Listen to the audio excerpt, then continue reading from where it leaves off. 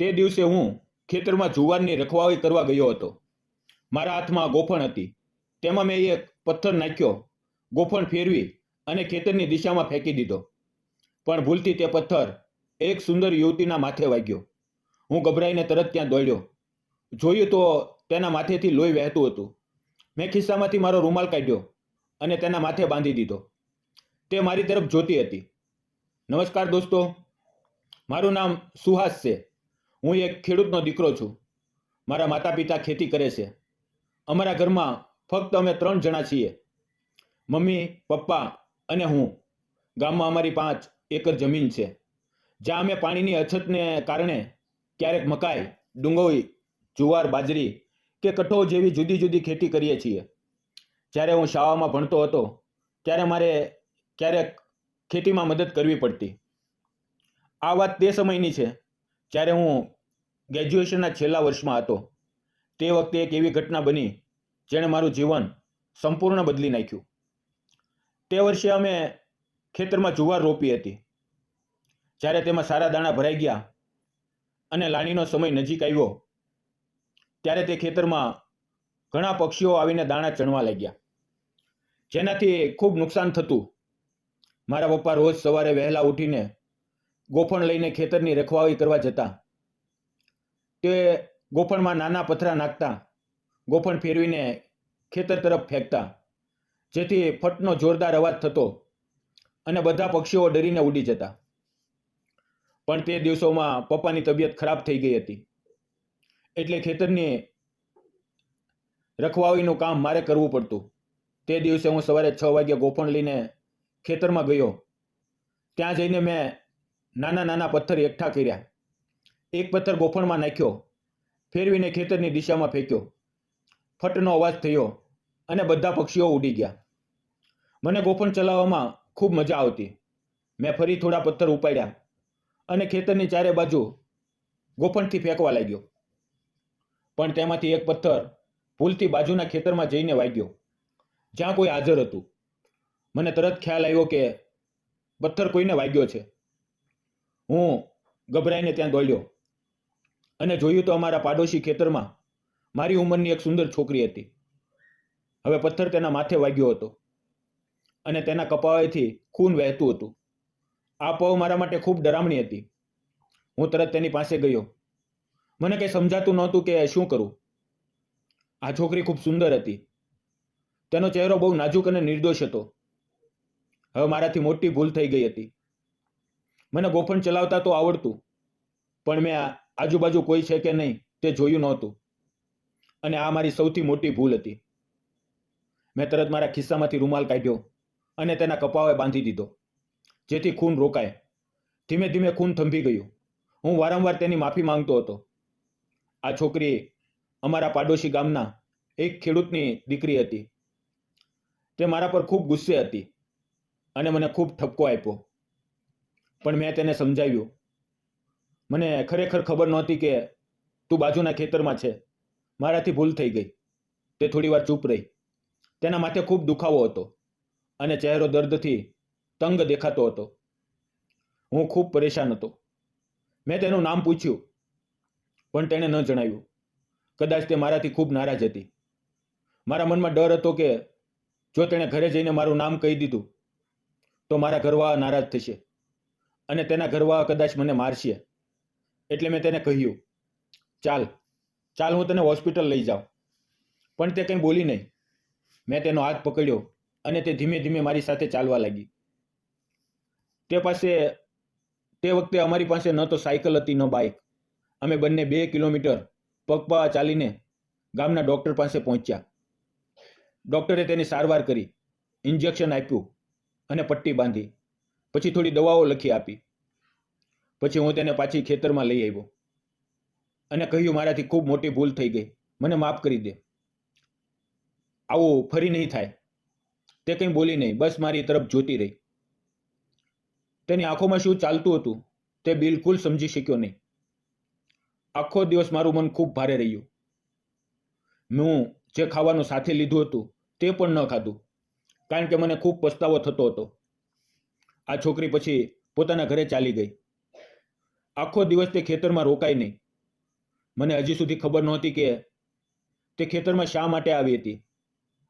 કદાચ તે પણ મારી જેમ ખેતરની રખવાળી કરવા આવી હશે, પણ તેની સુંદરતા મારા મનમાં વસી ગઈ હતી. સાંજે જ્યારે હું ઘરે પાછો ફર્યો તો કોઈની ફરિયાદ આવી નહોતી. કદાચ તેણે પોતાના ઘરે મારું નામ નહોતું કહ્યું, જેનાથી મને થોડી રાહત થઈ. બીજે દિવસે હું ફરી હંમેશાની જેમ ગોફણ લઈને ખેતરની રખવાળી કરવા ગયો, પણ તે દિવસે મારું મન કંઈક બીજા જ વિચારોમાં ડૂબેલું હતું.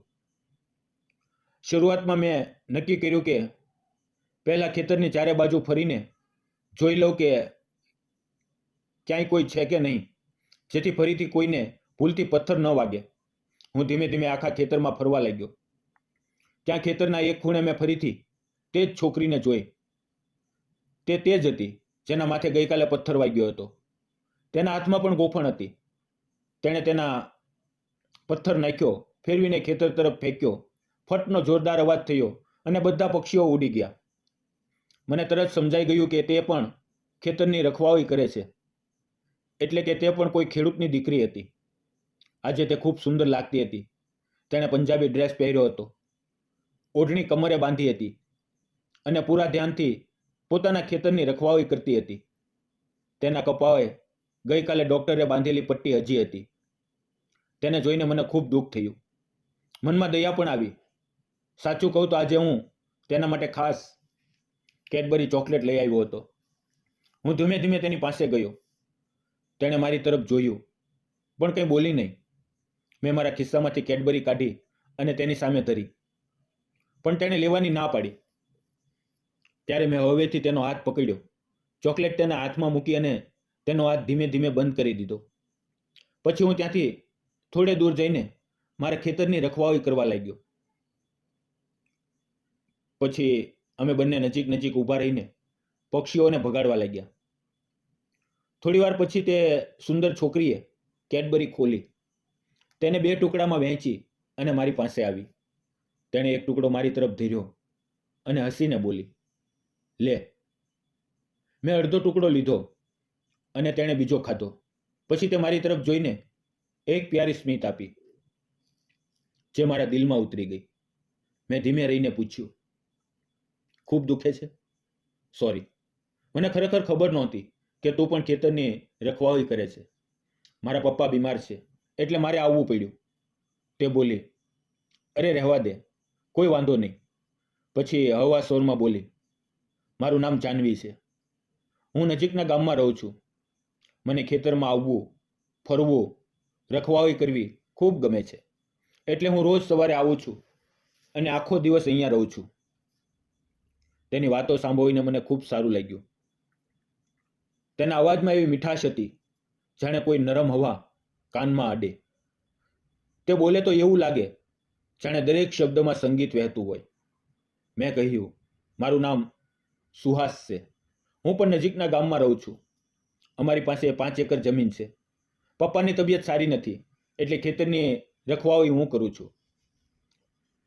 હમણાં મારું ગ્રેજ્યુએશન છેલ્લું વર્ષ ચાલે છે. આ રીતે અમારી વચ્ચે વાતચીત શરૂ થઈ. સમય કેવી રીતે પસાર થઈ ગયો તેની ખબર જ ન પડી અને જોતામાં સવારના 10 વાગી ગયા. મેં મારું ટિફિન સાથે લીધું હતું. અમે બંને એક આંબાના ઝાડ નીચે જઈને બેઠા. તે ઝાડ પર હમણાં જ કાચા આંબા આવ્યા હતા, લીલા, ખાટા અને મોટા મોટા. અમે બંને ખાવા બેઠા, પણ તેણે ખાવાનું શરૂ નહોતું કર્યું. તે વારંવાર ઝાડ તરફ જોતી હતી. તે કંઈ બોલી નહીં, પણ તેના ચહેરાના હાવભાવથી મને સમજાયું કે તેનું મન આ કાચા આંબા ખાવાનું છે. મેં તરત તેનું મન જાણી લીધું. હું ઝાડ પર ચડી ગયો અને 4-5 આંબા તોડી લાવ્યો. અમારી પાસે છરી નહોતી, ન કોઈ બીજું સાધન. હું ઉપરથી નીચે ઉતર્યો અને તેની તરફ જોયું. તે મને જોતી હતી. કદાચ મારા મજબૂત શરીરને જોઈને તેના મનમાં કોઈ હળવી લાગણી જાગી છે. મેં એક આંબો તોડીને તેને આપ્યું અને બીજું આંબો હું ખાવા લાગ્યો, બસ દાંતથી કોતરતા કોતરતા. પછી અમે બંને સાથે ખાવા લાગ્યા. મારી મમ્મીએ રીંગણનું શાક અને રોટલી આપી હતી, જ્યારે તે બેસન અને રોટલી લાવી હતી. અમે બંને એકબીજાના ડબ્બામાંથી થોડું થોડું ખાવાનું વહેંચીને ખાધું અને વાતો કરતા કરતા ખાવાનું ખાધું. મિત્રો, તેનો સ્વભાવ ખૂબ પ્યારો અને સરળ હતો. મેં પૂછ્યું, તારા માતા પિતાએ કંઈ કહ્યું નહીં જ્યારે તેમણે તારા માથા પર પટ્ટી જોઈ?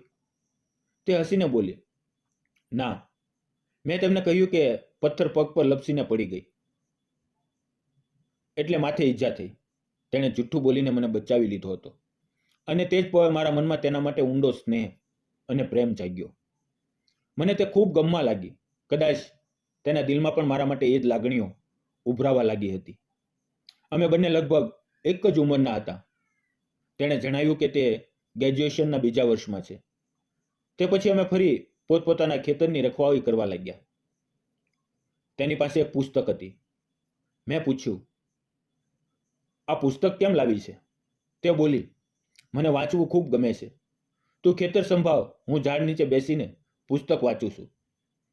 મેં હસીને કહ્યું, ઠીક છે. તે હસી પડી અને પછી ઝાડ નીચે ચટાઈ પર બેસી ગઈ. તેની હસીનો અવાજ જાણે ખેતરની હવામાં ભવાઈ ગયો હતો. હવે હું બંને ખેતરની રખવાળી કરવા લાગ્યો અને તે છોકરી પણ મને વારંવાર ચોરી ચોરી જોતી રહેતી. હું પણ ક્યારેક તેની તરફ નજર નાખતો. અમારી વચ્ચે હવે એક અણકહ્યો સંબંધ બનવા લાગ્યો હતો. મને જોતા તે હસતી અને જ્યારે તે ખેતરમાં આવતી તો આખું વાતાવરણ જાણે ખુશનુમા બની જતું. હવે અમે રોજ ખેતરમાં આવતા, એકબીજા સાથે વાતો કરતા, સાથે બેસતા, ખાવાનું ખાતા, હસતા અને એમ જ સમય વિતાવતા. તેની સાથે વાતો કરવી અને સાથે ખાવાનું ખાવું એ મારા દિવસની સૌથી સુંદર ઘડી બની ગઈ હતી. મને એવું લાગતું હતું કે જાણે જુગારની રખવાળીના બહાને કોઈ અદ્ભુત નસીબે અમને મવાવ્યા હોય.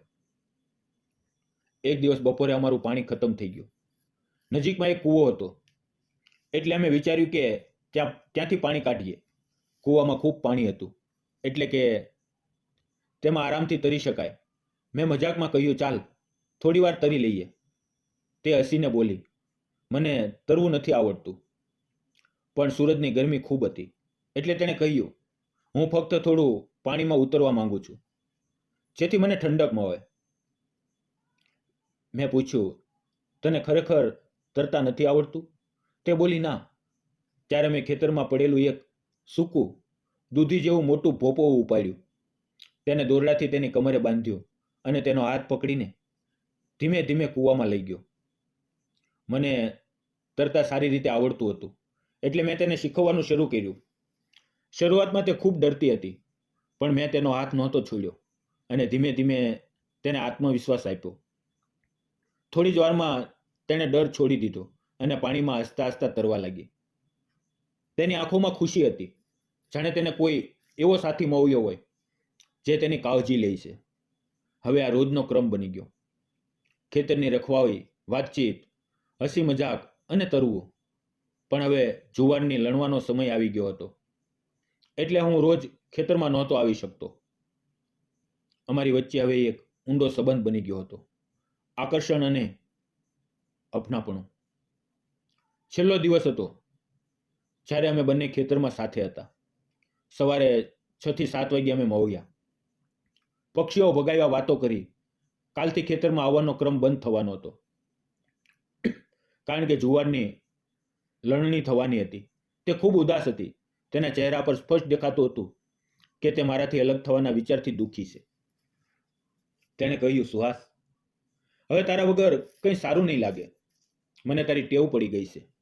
મેં હસીને કહ્યું, મને પણ તારી ટેવ પડી ગઈ છે, કદાચ તારાથી પણ વધુ. અમે બંનેએ એકબીજાનો હાથ પકડ્યો. ઝાડ પર આંબવા પાકી ગયા હતા એટલે હું ઝાડ પર ચડ્યો અને થોડા આંબવા તોડી લાવ્યો. તેને આપ્યા. આંબવા ખૂબ મીઠા અને રસદાર હતા. અમે સાથે આંબવા ખાધા અને પછી તે ઝાડ નીચે બેઠા. અમે બંને એકબીજાને ગાઢ આલિંગન આપ્યું. તે આલિંગનમાં એ પ્રેમ હતો જે અમે ક્યારેય બીજા કોઈ માટે અનુભવ્યો નહોતો. સાચો, નિષ્કલંક અને આત્મીય. તે સાંજે જ્યારે તે ઘરે જતી હતી તેની આંખોમાંથી આંસુ વહેતા હતા. મેં કહ્યું, ફિકર ન કર, આપણે ફરી જરૂર મળશું અને કોઈક રસ્તો નીકળશે. તે પછી લણણી શરૂ થઈ. જુવાર કાપીને વેચી દેવાય.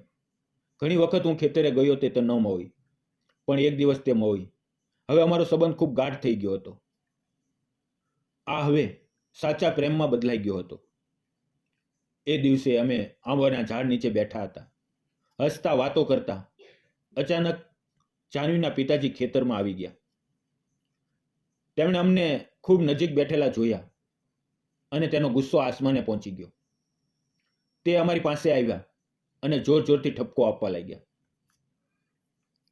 પછી તેણે જાનવીનો હાથ પકડ્યો અને તેને ઘરે લઈ ગયા. જતા જતા તેમણે મારું નામ પૂછી લીધું. બીજા દિવસે તેઓ અમારા ઘરે આવી પહોંચ્યા. ખરેખર તો મારા પપ્પા અને જાનવીના પિતાજી જૂના મિત્રો હતા. તેમણે સીધું કહ્યું, મેં અમારી દીકરી અને તમારા દીકરાને ખેતરમાં સાથે જોયા છે. હવે તમે જ કહો આનું શું કરવું? મારા પપ્પા થોડી વાર ચૂપ રહ્યા, પછી હસીને બોલ્યા, આપણે બંને જૂના મિત્રો છીએ. જો આપણી આ દોસ્તી હવે એક સાચા સંબંધમાં બદલાય તો તેમાં શું ખોટું છે?